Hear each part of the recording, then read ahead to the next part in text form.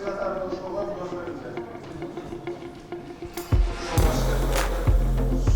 Komitesi, ilgili de o maskenin bilinçle para, 60 ulusal şeylerden çıkarsa,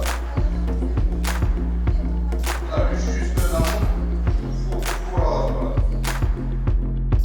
Президенттин бул демилгесин мен кандайдыр деңгээлде качты эл арасында ар кандай ойлор айтылып атат. Бирок ошол эле мезгилде бул жерден бир дагы тыйын коротпогон соң, эми бул баягы жерди буга чейин деле турганда мындай турган жерлерибиз дагы бар. Мындай жерлерибиз дагы көптөгөн жеке менчиктерге өтүп кеткен учурлар жок эмес.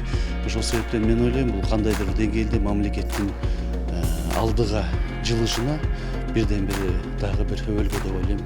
Я думаю, если строят на внебюджетные деньги, почему не построить? Источники, насколько я слышал, это небюджетные деньги. Поэтому, если есть такая возможность, почему не воспользоваться? Так земля же государственная все равно. А какая земля? Та, которая будет передана взамен пока еще неизвестным инвесторам. А в этом я не в курсе. Надо было подождать. Есть еще же другие насущные проблемы. Не знаю, например, детские сады, школы, ну, элементарные вещи. На самом деле здание администрации однозначно нужно.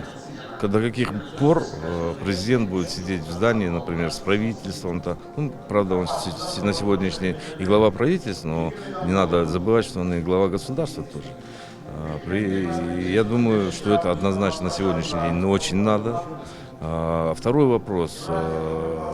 Во-первых, сегодня вопрос стоит не строительство, не из бюджетных средств. Сегодня строится это на привлеченные другие средства. Поэтому, я думаю, ничего страшного тут нет. Эми бизде мындай да, бир жакшы иш баштасак, дароо ошонун сынчылары чыгат да.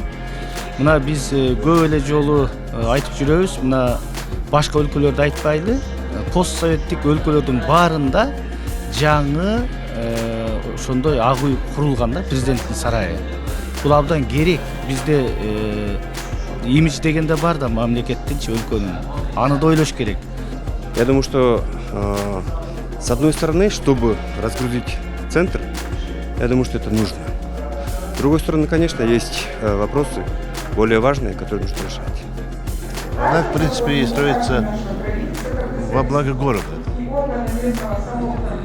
И имидж республики тоже считается. Когда такое строительство еще не было никогда. И тем более, когда с бюджета никаких расходов нету. Поэтому я поддерживаю строительство. Это опять же, вот мы все горожане говорим, да, вот мы все в пробке.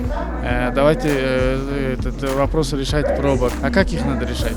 Надо их надо переводить туда. Я еще раз повторюсь, это для эффективной работы правительства. Если в последующем все органы туда перейдутся, то это правильное решение.